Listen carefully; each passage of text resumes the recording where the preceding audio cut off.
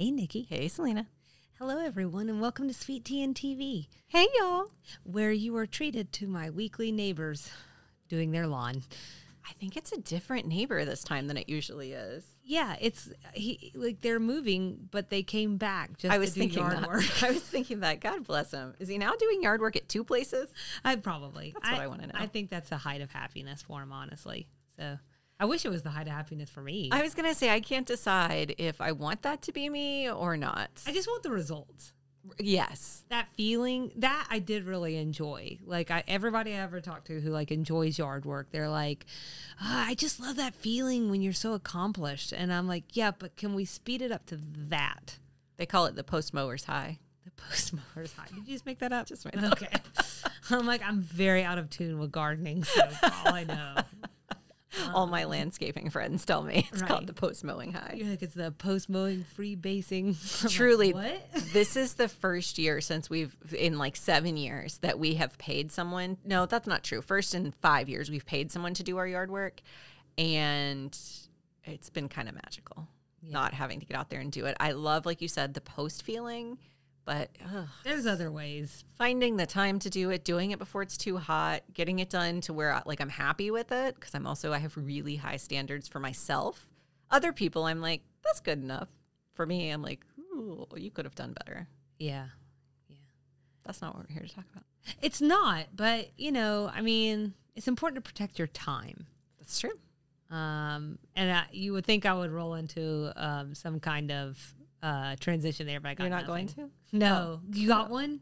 No. Well, it's important to protect your time, so you can do other things, like go to baseball games, date your preacher. I was going to say, go to church. Oh. Are we transitioning straight into the, oh my gosh. Wow. Well, I could have transitioned just to the episode. I thought you wanted me to transition you into an opener. Oh. The episode. Welcome to this week's edition of Sweet Tea and TV, where we're going to talk about Designing Women, Season 4, Episode 25. Have faith. After she starts dating a minister, Mary Jo decides she is unworthy of his attention and tries to break off their relationship, is how Hulu summarized this episode. The air date is May 7th, 1990. We're calling this one Just a Little Bit Wicked. It's written by Paul Clay and Pam Norris. So Paul wrote Oh, What a Feeling, and he was married to Pam during the time of Designing Women. They are no longer married. And it was directed by David Trainer. So I just thought, right off the bat, this is another episode this season that I don't think we get in 2023. This steeped in religion, where we are attending a Sunday morning service with part of the cast. Just don't see that a lot anymore. Every great once in a while. Maybe that's because maybe you don't really need it that much. I don't know. How about you? So I sort of on that note, kind of, because it's about preachers. This episode got me thinking about preachers in kind of a different way. At the end of the episode, Eugene said that he spends most of the day trying to be as good as God expects him to be and always falling short of what people are sure he is. Yeah. That must be so much pressure. So he is definitely one of my general reactions, or prompted it, which is I just kind of felt bad for them. And I guess you just really need to think about everybody, Think about your minister. We'll talk about spiritual that leader a little bit in Extra Sugar this week, because we're going to talk about ministers and preachers dating. And there is an element of loneliness to it that really kind of made me a little bit sad. Yeah. My other general reaction is just dating in general as an adult continues to look very daunting. It just looks like a lot. There's a lot to take into account, his job, for instance, and Mary Jo's feelings of insecurity and her children and her, baggage with her ex. There's just a lot. It just seems hard. Yeah. My heart goes out to people dating as adults. Yeah, for sure. I probably wouldn't participate, to be honest. I really feel what if you and I were single at the same time in our late 30s? I don't think we'd ever leave the house. Do you hear that, Kyle and Casey? I don't think straighten up. No, I'm just kidding. We'd never leave the house. Oh. I would be much more well-versed in movies and TV, and I think I would have you crafting. We would stay home all the time. Grey Gardens. Yeah. What is that? This is the Kennedy Onassis. the Kennedy cousins that like, or Onassis cousins that they never leave the house. They never leave the house. Yeah. And they're very eccentric. That could be me and That you. could be us. There you go. As if we're not eccentric and never leave the house. Do you think people identify you as eccentric? I don't know if people identify me as eccentric or not. I like to think so. I don't know. That's a good question. Y'all tell us. Yeah, Do you think are we're we Southern eccentric? eccentrics? Oh. Who knows? I also just like thinking about this whole thing about, we're all just feeling really bad for our spiritual leaders now. When Mary Jo brought up that really good point right at the very end where she said, why is it that people think people who are religious are either no fun or boring? Mm-hmm. I mean, I feel like I can put some of that together. Like I could lob in an answer, but but the thing is like, yeah, that's terrible that you just think that, like maybe there's such a striving for perfection. I do think there is the thing about not drinking that's probably in there. I'm not even a preacher, and that applies to me. Yeah. So, I think, I don't know. It was something that really made me ponder for a minute. I wonder how many preachers are like Eugene. Like, he seems like a pretty cool guy. He's got a funny sense of humor. He likes watching SNL. He is pretty laid back about things. So I want to know, like, again, this is kind of feeding off of my extra sugar research. Mm-hmm. I think in non-traditional churches, it's much more common. But like in the church that Julia Sugarbaker likely attended, how many of those preachers are kind of laid back and wacky watching the church lady on SNL? It feels like probably denominational. Yeah. If we are going to sit here and focus this energy on Judeo-Christian based religions. Much so like how Anthony made that crack at the beginning. About the Episcopalians. Right. The only thing they're bending over for or something is a golf ball that's been dropped. That's the biggest, scuttle. Yeah. So, I mean, maybe there's something to that, but like, I will tell you that, I grew up, I went to all kinds of stuff, and I was really involved in the church at different points in my life. And I think a lot of preachers have big personalities. I don't know that any of the preachers in my upbringing I would identify as like fun and laid back based on my experiences with them. If anything, and I mean this in the nicest way possible, my interpretation a lot of times is they were trying to be cool. Yeah, that's right. Trying to make the kids like them. That's right. Get hip to my generation. Anywho, the whole point in me bringing that up was if I could find me a Eugene. Where are we? If I could find me at Eugene, that's a church I think I'd like to attend. He was humble, and he knew his limitations as a human and how he's not meant to be perfect, but he can try really hard. Sure. I like that. Look at that. That was so beautiful. Do you have other general reactions? I just had a couple of things. Actually, I really had a question for you. Did the church experience feel like realistic to you? You mean like the coffee thing? Coffee, donuts, pinning the thing on the lady we call Mary Jo.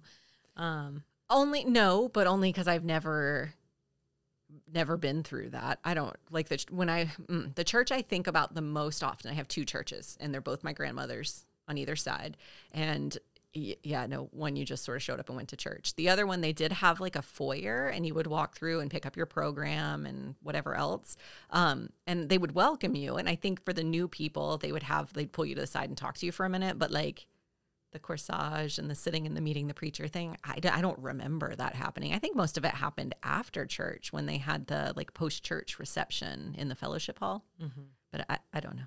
Well, so I guess I should say it felt true to my experience. Well, that would have been a faster way to get to that answer. Well, I want to bring you in. I want to bring you into the fold. But yes, the recognition of the new guest. Yes, like automatically being like, and would you like to watch Cars this afternoon? Like all of that just felt coming in hot and Southern. Like automatically we know each other. There's no like whatever. I mean, when I think about going to church too, it would be like, hug everyone around you, everybody. And of course, me being the person I always am, I was like, can we not? What about a fist bump? How do we feel about a fist bump? I feel really good about let's just get to it. Let's just breeze past. Get to the chase. I do like a coffee and donut hour.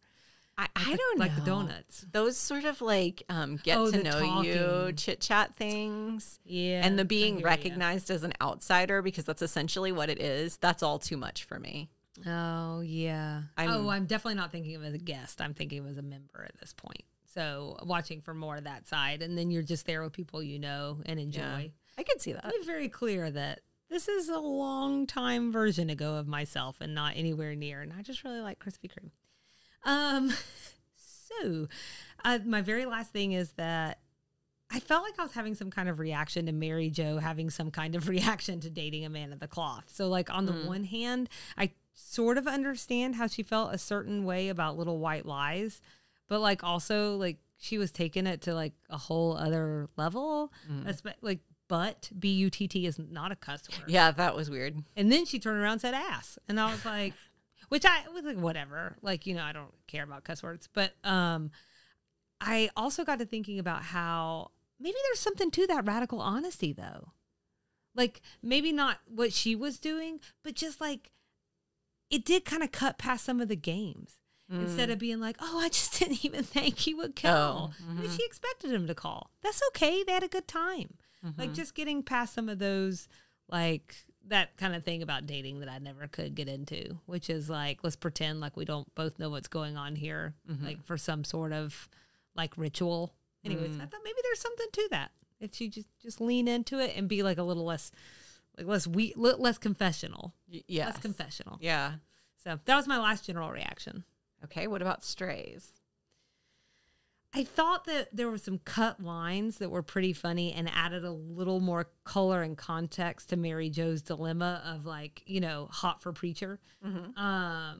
Next time he's near the baptismal fount, perhaps we could get a little wet t-shirt action going. Well, I'm sorry, Julia, I can't help it. I mean, I think Billy Graham is sexy too. I think a lot of preachers are sexy. Sounds kind of perverted though when you say it. I mean, like sitting around and watching the 700 Club and getting hot. Which all this sounds like Charlene talking. I'm pretty sure that was Charlene. That sounds especially just with like the her. hot part. Yeah, can even hear the way she's saying it. But it, you know, it just kind of brings in some of that stuff that there was like a sexual tension there that Mary Jo felt uncomfortable with. What was in your strays? There was another cut line that included a reference to Donald Trump. It was right when they were talking about the ladies. When the ladies were talking about Mary Jo missing church a lot recently. It was sort of icky, honestly, but it was basically about how Donald Trump was allegedly cheating on his wife, Ivana. And then there was this caller into the Larry King show who suggested she just look the other way, as, quote, all smart women do. And then one of the women, I'm thinking maybe Mary Jo, commented how much it annoys her that women encourage other women to be grateful with the short end of the stick. And I just feel like that was I think it was a nuanced discussion and a nuanced piece of. It would have been nice to hear that, I think. It was a good cut because it really like was kind of gross about Donald Trump. And I think it would have been true to the time. But now that we know what we know about him, I think it's kind of jacked up. But I thought it said something really interesting about how women have historically been told to look at adultery and being adultered on. Okay. Yeah, that's interesting. I had a couple of more things. Suzanne being pretty minimized in this one. So, and, you know, we could be suffering from because sometimes, you know, this is supposed to be the season when all of these off air issues are supposed to be ratcheting up. Right. And so but it feels like she's still the central character in some episodes, you know, and then in other characters, she's just like gone. Which I think is a little different for this show. I think you at least get to see everybody. Everybody's earning that SAG card, you know? And so I just, I thought that was really interesting and that stood out to me. And I don't know, she's been so funny in recent episodes that it felt like a loss not to have her around.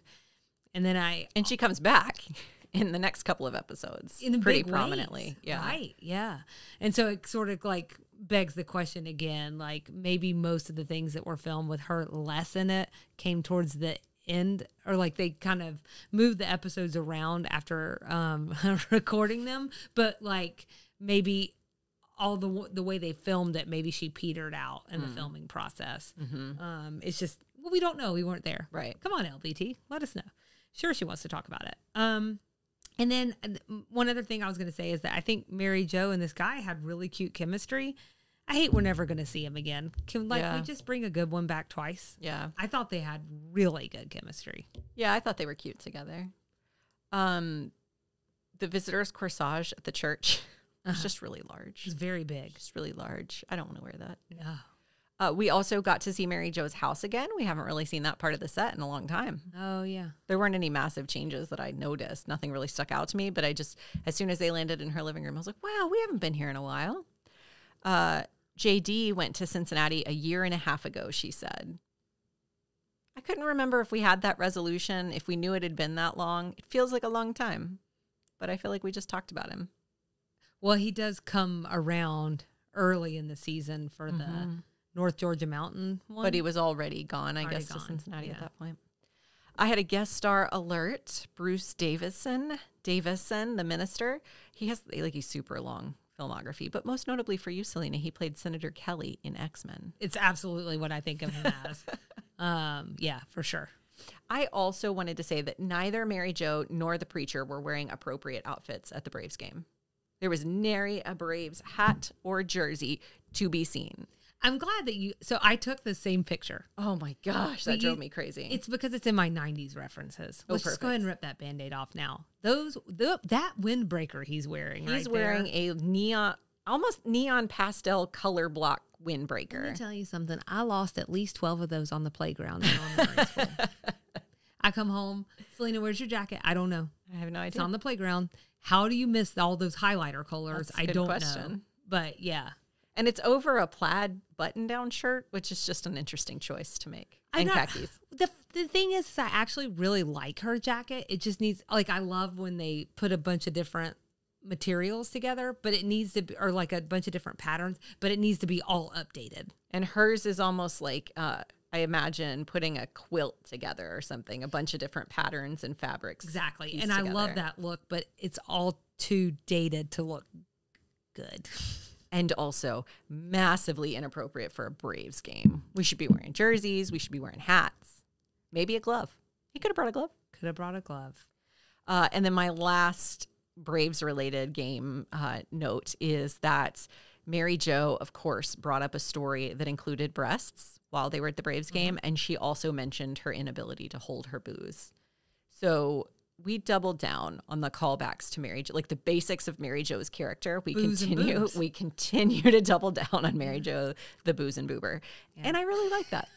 I appreciate that. The booze and bruise and boober. So I think that's so funny because my very last stray is the fact that I just kind of felt like this episode was an excuse for some baseball references. Yeah. And with that in mind, Nikki Mays. What? I have to ask, may we sidebar? Yes, let's.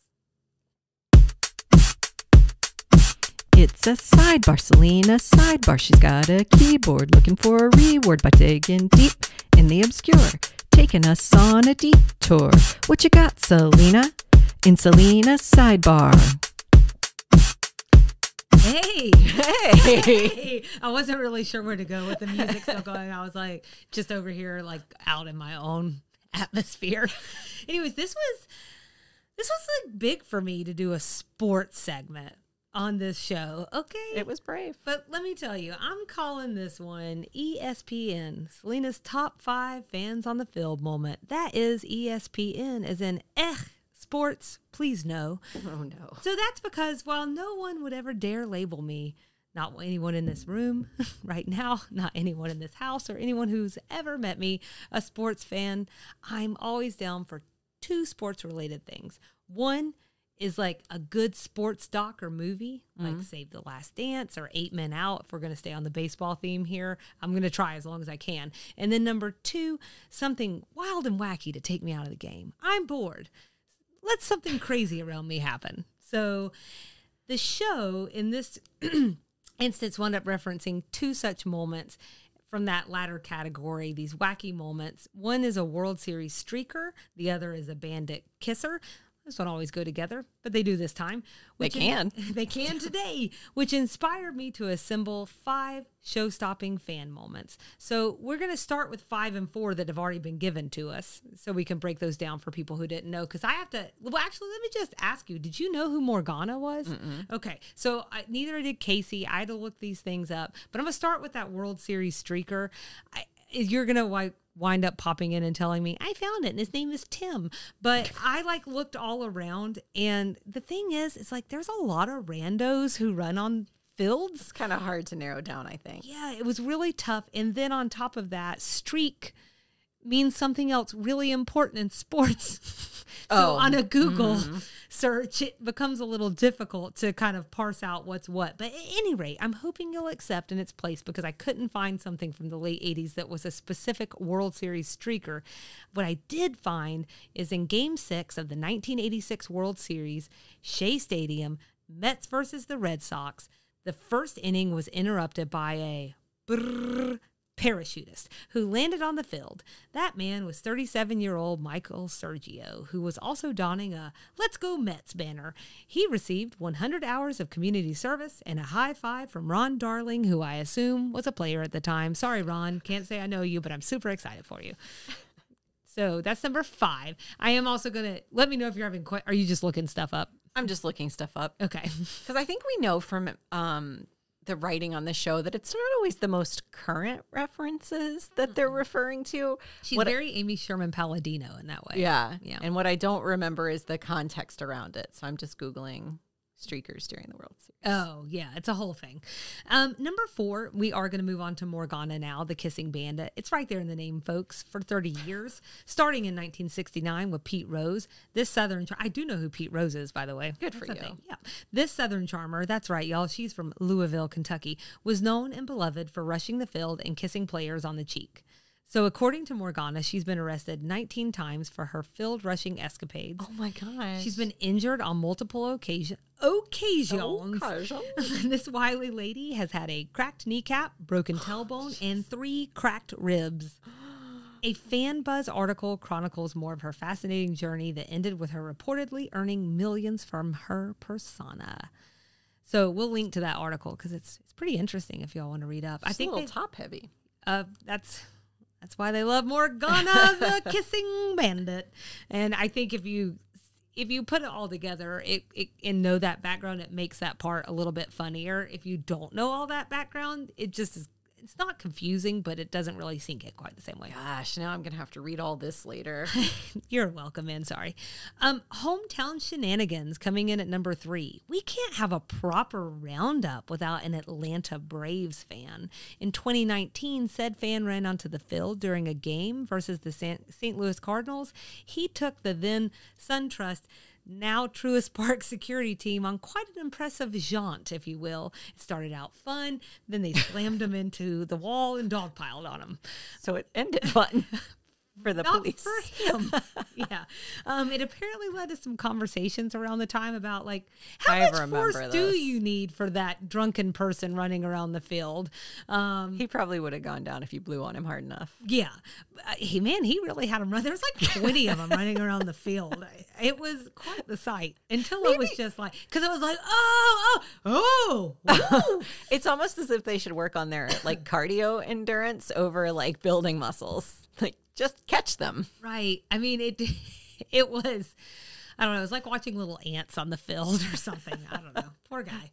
Number 2, Disco Demolition, or the name of perhaps the worst promotional idea in baseball history. So are you familiar with this? Mm-mm. Okay. I was learning all new things. I bet you were.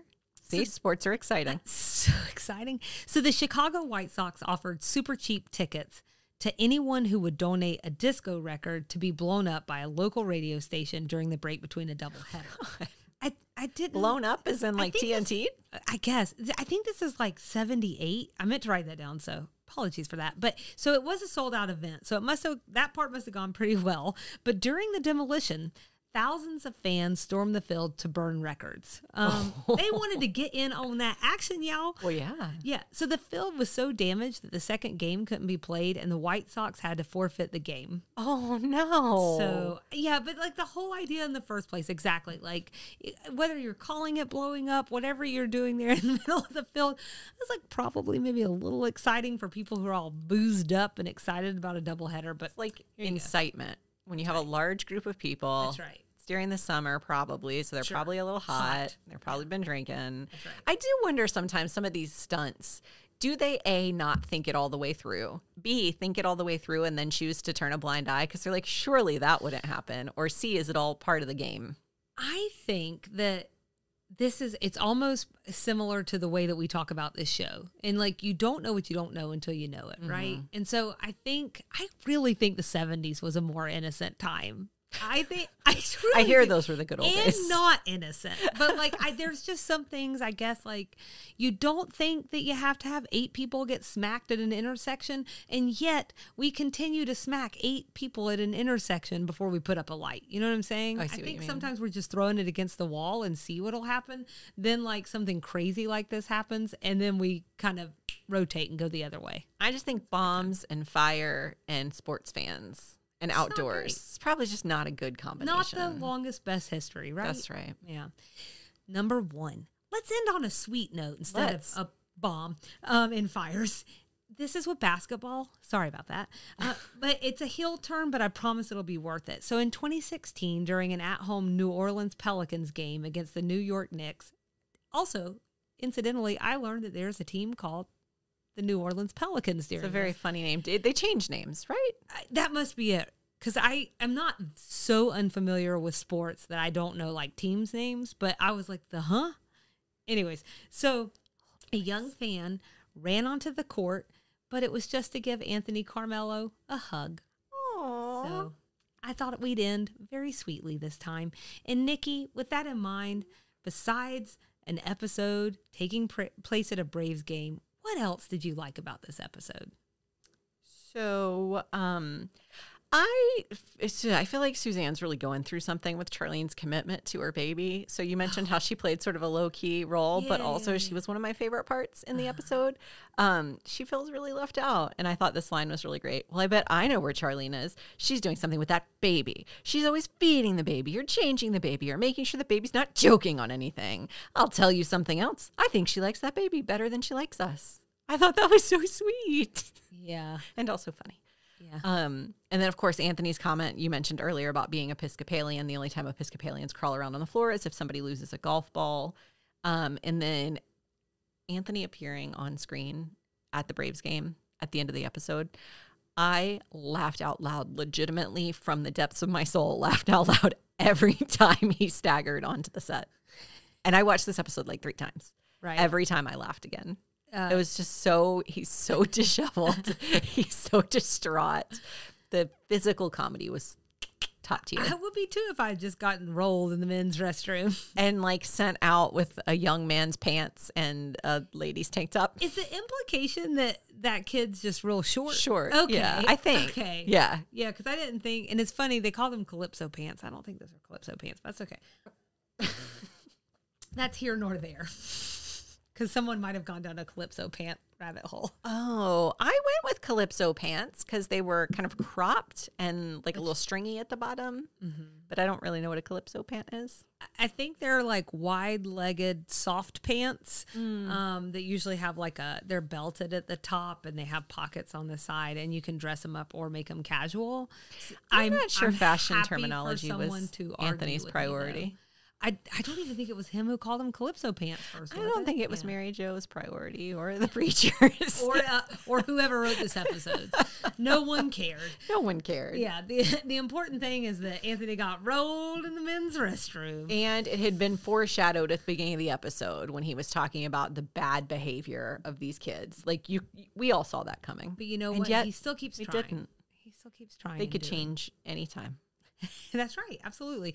So I had a couple of things. They were all lines that I just really liked in this one. And I thought the exchange at the beginning between Anthony, I think it was at the beginning, between Anthony and Suzanne was pretty good. Yeah, I'm always afraid I'm going to get pulled over. You know, they say if you're a member of a minority group that your chances are much greater that you'll get stopped and searched.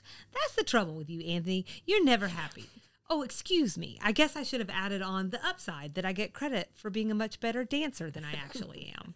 He just gets some good zingers in there sometimes, and I really appreciate it. My other good one was, and I won't go through the line, but Charlene does like an impression of like what Julia would be like as a minister. And basically there'd just be holes in the side of the building. Oh, she's out there giving therapy again, or that's not really the church word for it, but counseling. Right. I really like that too. Anything else that you really like from this one? Nope. Screw it. Just kidding. I listed like 3 things. I knew I'd get you. What about don't like? Gosh darn it. My don't like was that I really didn't have much I didn't like at this episode. I thought it was, you loved it. I thought it was easy and breezy, but I think it covered a kind of an interesting topic and a really interesting angle. So I liked it. There you go. So I'm going to say that this is another situation where it feels too strong to say there's anything I disliked about it, because that's not it. But I did think something was off here. And this is something I've been thinking about a lot lately, which may say more about me than anything else. But did you see the look on my face? I'm so interested. I'm hanging on every word because now there's 2 of us that have been thinking a lot about this. Really giving it our best effort. Oh my gosh. I don't know. These aren't real people, but Holy there crap. are these off-screen dynamics or whatever, right? And so allegedly. Right. Through this season, we've had this thread about Mary Jo and her dating life post JD. Okay. It hasn't popped up a lot, but it has popped up. And like reflecting back on this season, I wish that thread had been a little stronger. I feel like maybe there was more that we could have done with it. And what's really bothering me, I think, is that Mary Jo is an underused character on this show, in my opinion. Let me not put that on anyone else who may feel starkly opposite, but like all I can think about this season is how much I love Suzanne. Right. Which is funny because she's getting sidelined, but then Mary Jo gets an opportunity to shine. And I feel like there's just not enough with this storyline. Like they all, like we talked about this before too, like where it just winds up falling a little flat. And I don't think that has anything to do with Annie Potts, because I think Annie Potts is a phenomenal actor who has been doing a bang up job on young Sheldon. I think it's just, I don't know. They're just not giving her anything enough exciting to do, again, in my opinion. So that's my only qualm. Like, I'm glad she's here. I'm glad she's doing it, but I wish it was a little more. I couldn't disagree with you more, Selena, and I hate your face. I wonder, no, that's not it at all. I wonder how much of that sentiment Annie Potts might have shared. And I'm bringing this up because she said around her pregnancy, which we have not gotten to, her real life pregnancy, which we haven't gotten to, but we have talked about, I think, in our Annie Potts Extra Sugar or segment about Annie Potts. We talked about how basically she wasn't allowed to be pregnant on the show. And she did make a comment that they couldn't have 2 pregnant women on TV at the same time because Murphy Brown was also pregnant and Charlene had already had the baby plotline. So they felt like they had done the baby thing. And I wonder how much throughout the show she felt a little sidelined as well. So, and I have to, put out there then, now that we're having this conversation, that, and I think this is one of the articles that you referenced in your Extra Sugar. It was recent this year, and it was a really fairly long interview that she did, maybe with Glamour or something, and it was really good. And we may have even talked about this in the Extra Sugar, but brain.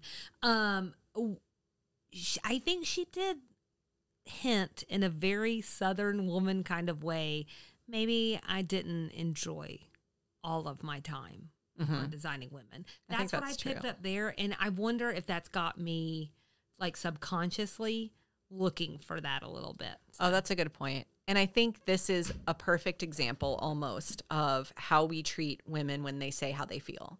So Annie Potts does it in a very veiled, guarded way. And maybe even years after it happened, she speaks the most openly about it she ever has. She continues working. Delta Burke says what's going on and how she feels, and she's lambasted and has trouble really ever. I mean, her career did not recover to the point where I would argue Annie Potts is. That's right. I don't know that that's necessarily because of this, that's what happened. That may have been a conscious decision of hers. But I have trouble believing that the way she was lambasted and the way she was treated as being ungrateful and disrespectful, I think it's all part and parcel. And it makes me think of that actor from Grey's Anatomy. She was My Father, the Hero. Oh, why? Yes, right. Why? Katherine Heigl. Katherine Heigl. Similar situation happened to her. And I've been seeing a lot of interviews with her recently where she said, like, I never saw it going that direction, where I would speak up about what I thought was wrong and everybody would turn on me. And she says, I didn't do it probably the most strategic, and I'm going to use the word classy. That's not the word she uses, Graceful, but maybe? Graceful. Thank you. I didn't do it maybe as gracefully as I should have, but I never thought for speaking up for myself, everybody would call me ungrateful. But no one would ever say that about a man. So this is the point I'm might making. drive you off a cliff too. So this is the point I'm making is it's an interesting way that we treat women, and this way that we have been conditioned and have to be conditioned to protect ourselves against something like that. Screw it.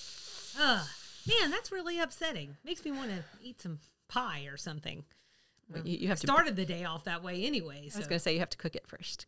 Cook a pie? Yes. Oh, good Lord. Well, why cook one when you can buy one? That's what I say. Good point. So, well, that got real insightful I'm in the sorry. middle. No, I loved it. Thank you for bringing that up, because I think that is something that's like circling in the back of my head that makes this like annoying is strong, but where you just agitated for people, you know, A little angry on their behalf. Yeah. And all of this is speculation. This is all us basing it on bits and pieces we've read, but I don't think it's that far from the truth. No, we're women. We're very insightful. That's our stereotype. And we overthink. That's right. Well, we just admitted that I've just been thinking about these fake characters. All I do is sit around and think about poor Charlene. Oh, Charlene. Do we want to rate this sucker? I'm ready. All right, what you got? My rating scale is childish shoplifting shenanigans. That's how Anthony describes the wayward boys' activities at the zoo at the beginning of the episode. Love it. I'm giving it a 4.75. I feel like if I didn't give the citizenship one a 5, I can't really give this one a 5. It wasn't quite as funny as that one, but I really liked it. And like you said, I didn't have that much to take away from it. Yeah. This rating scale is getting really challenging for me. Well, just hold on to your britches. I gave it a 3.3 out of 5. Racy jokes you shouldn't tell your pastor. As soon as I said 4.75, I started wondering if it should have been in the 3s. This is a very subjective activity. Well, no, you I can give it a 12 if you want. Oh, I'm not concerned with what Or a you think 1. about what I rated it. Oh, This is a safe space. So smart. We have agreed that we both get our own opinions. that's We agree right. on that. No, I think some of the things do you sway me said. sometimes, though. That's what I was going to say. Is I think some of the things you said swayed me, and so now I'm like, am I being too generous? Yeah. What did you say? 3.3. I'm revising to a 3.5. Okay, just don't forget to write it down. 'Cause I am. Soon you're going to make me do math. Doing it right now. So the reason I did that, I've pretty much already shared. And I did think there was enjoyable parts. I don't want to take away from that. It just fell flat for me. I get that. 90s things. I cannot gloss over the Saturday Night Live church lady skit. Oh, Eugene mentioned that it appeared regularly from 1986. Ooh, that's a typo. To 1990. I'm not fully confident that's right either. It's the late 80s, early 90s. What I like to consider my heyday of Saturday Night Live was like sort of the very early 90s into the mid 90s. This was a character played by Dana Carvey, and it's a church lady. You got to watch it. It's pretty funny. I also caught on to the Tyson Douglas fight, not because I'm like enthralled by boxing, but I just feel like to talk about the late 80s and early 90s, you cannot overstate the influence of boxing in the sports world, at least as far as it was concerned in my house. But like even my mom enjoyed watching it, and my mom is sort of an unlikely boxing watcher. Mm-hmm. So Mike Tyson was just one of the greatest boxers of the time, and probably all time, I think. But this fight, he was going against Buster Douglas. Mm-hmm. Buster was considered like massively the underdog. This fight happened on February 11th, 1990. He was considered massively the underdog. Mike Tyson was going to destroy him. In fact, it's now considered the biggest upset in boxing history, where Douglas took him out. And I think a knockout. Yep, it was a knockout. OKO. Not that like I knew this off the hip, my boxing, but I also looked into it because I had this in references I needed to look up because honestly, what really drew me into this reference was her being so frustrated over him saying, "I whipped his butt. I whipped his butt." Oh, yeah. And I was like, "What is she talking about?" What is she talking about? So I went and I pulled like a post-interview commentary. Oh, did he say that? And we'll share it with y'all. He says, I whipped his butt. I whipped his butt. Why are you cussing so much? I might have pulled that part out because I didn't think it was that interesting. I think my actual takeaway was I didn't think anything he said was so like. He thanked God. As one does, which is like your obligatory responsibility. I won Uno this morning happens. against my family, and I thanked God. So. There you go. Need to dig into that. And then he also said something about how Tyson was over there flat on his ass or something like that. So he said those two things. Mainly what he talked about is everyone like not believing in him and just glossing over him. And I read not a lot, but some of the commentary that people were saying ahead of that fight. And like, I can't imagine hearing those kinds of things about myself. And I'm also supposed to get psyched up. And I'm also supposed to have like all these things on the line, potential sponsorships, all of this stuff. But anyways, people thrive on that, especially athletes. Yeah, I guess it worked. Thrive on people not believing in them. I thought this guy was never going to stop sweating in this video too. I mean, they're just constantly wiping him off like he's going through like a car wash. So I was really distracted by that. I was like, he's so sweaty. Boxers are very sweaty people. It's quite the thing. But the most shocking thing to me of all was actually, so he's a 42 to 1 underdog. He wound up earning $1.3 million for the fight. Tyson got $6 million. That sounds right. Tyson lost. Who's the bigger name? I also read that Tyson went out the night before with Bobby Brown, and he said he didn't go to sleep, and that's one of the reasons he probably lost. This is like, who knows if any of this is true? Okay, it's like half-ass internet research, but anyways, that he said something along the lines of he could stay up for 18 days and still beat this guy. So there you go.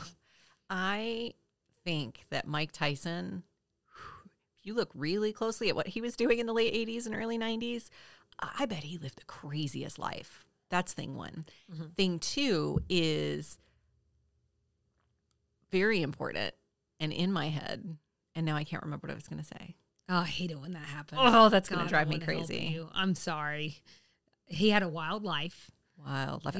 Oh, him making more money. Mm-hmm. So you mentioned that he made more money out of the whole deal than Douglas did. That's almost probably an investment by the sponsors into a redemption story.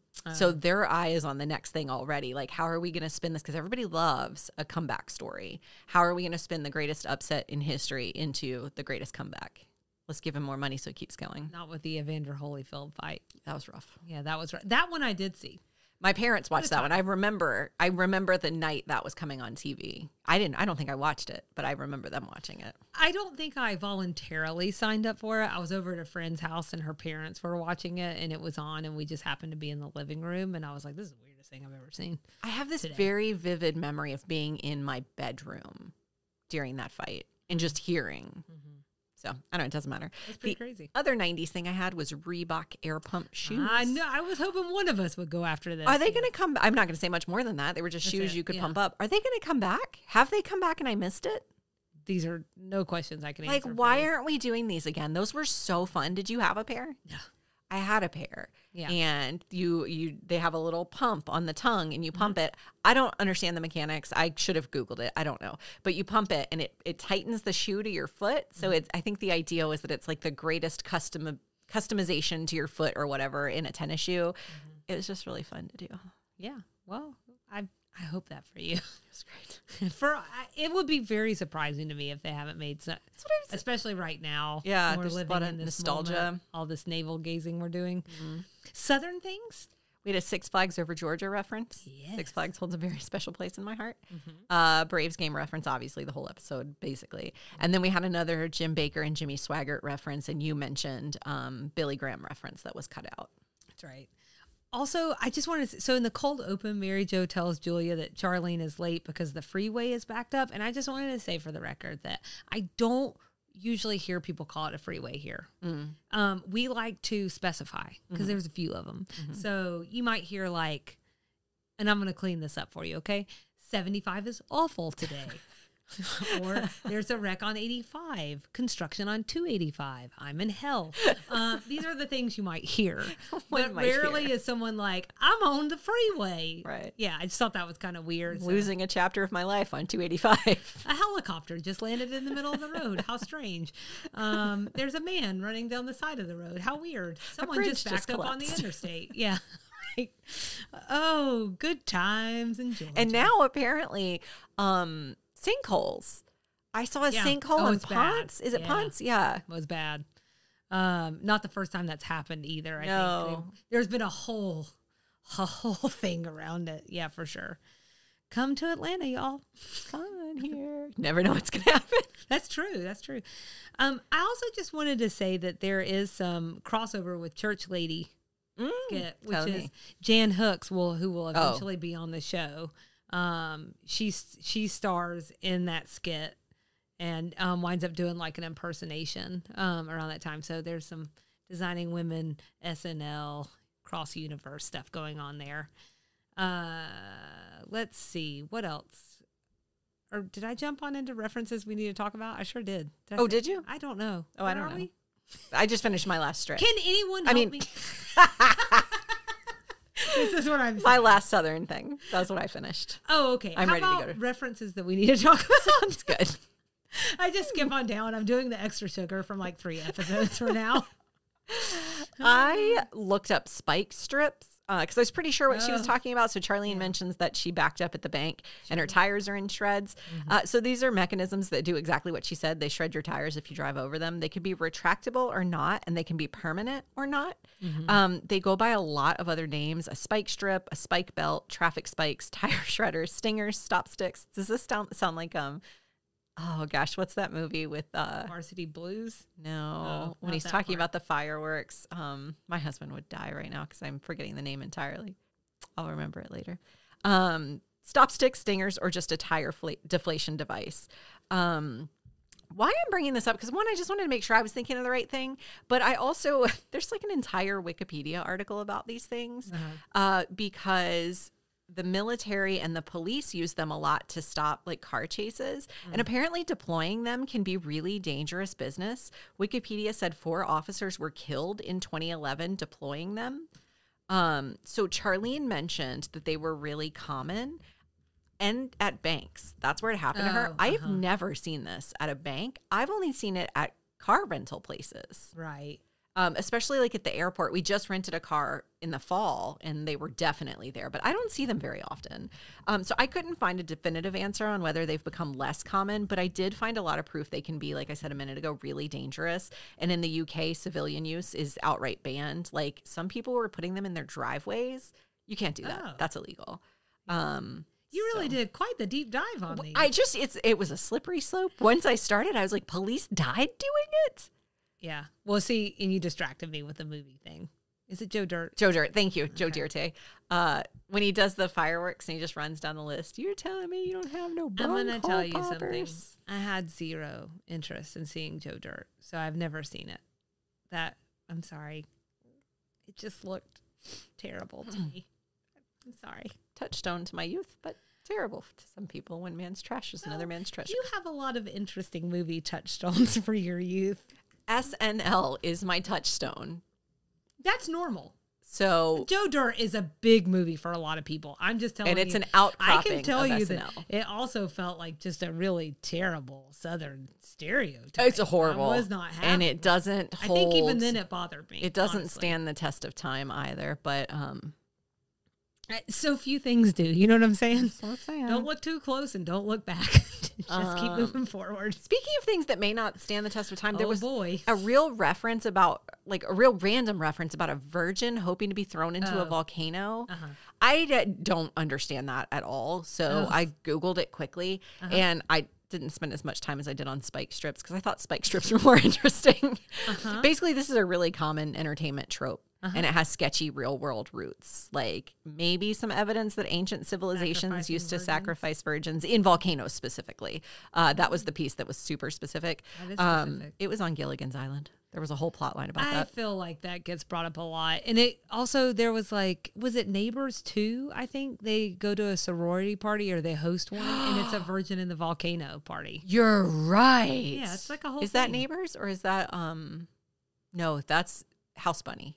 Oh, House Isn't Bunny. it? That's it. That's right. It's a good movie. Oh, just got those crossed over. I Oh, should those are watch that. similar. They're very similar. Oh my. Yeah, I liked House Bunny a House lot. Bunny is so funny. Yeah, that's good. I love Anna Faris. She's really funny. She's a delight. She's a delight. Other references? That's it. All Took you that on a you journey didn't with look the up spike strips. Mandingo? I looked it up. It got depressing, and I moved on. I don't know. It's pretty Southern, so I felt weird not bringing it up. But it's a comment that Mary Jo is making on the outfit that made you laugh that Anthony's wearing. Okay. See, and the other part that the other ethical dilemma I had with bringing it up was that I felt like it was really a throwaway line on a really serious movie. Like I felt like it was almost making light of. It felt off color to me. Yeah. So she is referring to the 1975 historical melodrama set in the antebellum South. I'd say the 250-foot synopsis is that it's about an 1840s slave owner who trains an enslaved person to be a bare-knuckle fighter.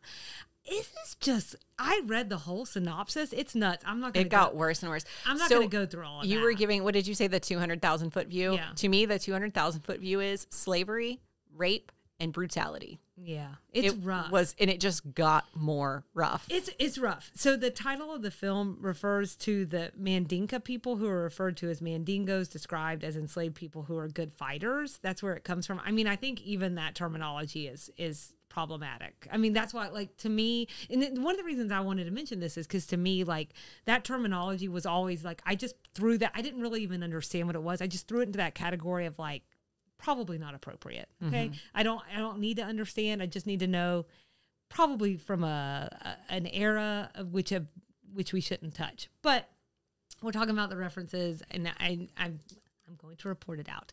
It was critically panned when it first came out. Roger Ebert gave it 0 stars.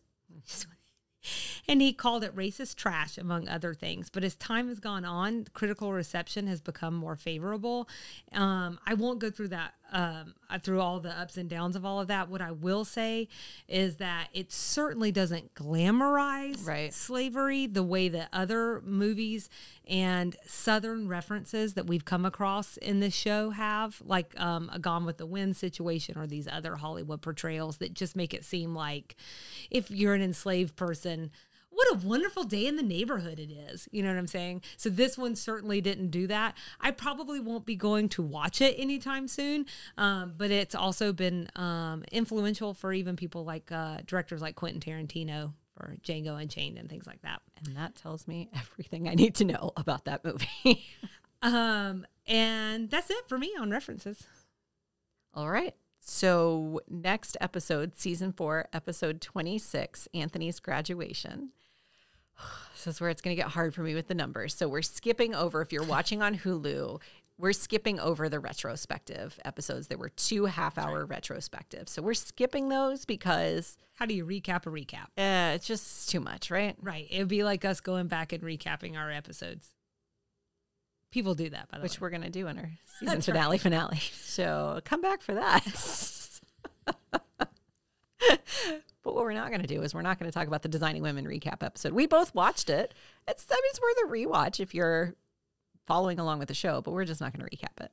So in the meantime, we'd love everyone to follow along with us and engage. Instagram and Facebook at Sweet Tea and TV. TikTok at Sweet Tea TV Pod. On YouTube, we are at Sweet Tea TV 7371, or you can search Sweet Tea TV Podcast. 4865 Don't do that. Somebody was taking notes. They'll never find us now. Our email address is sweetteatvpod@gmail.com, and our website is www.sweetteatv.com. And on the website, you can find several ways to support the show. Please tell your family and friends about us, rate or review the podcast wherever you listen, and come back Thursday for Extra Sugar, which I've already sprinkled in reference to, but we're going to get to this idea of Mary Jo dating a minister. Is that even a thing? Well, you know what that means, Nikki. What does it mean, Selena? It means we'll see you around the bend. Bye.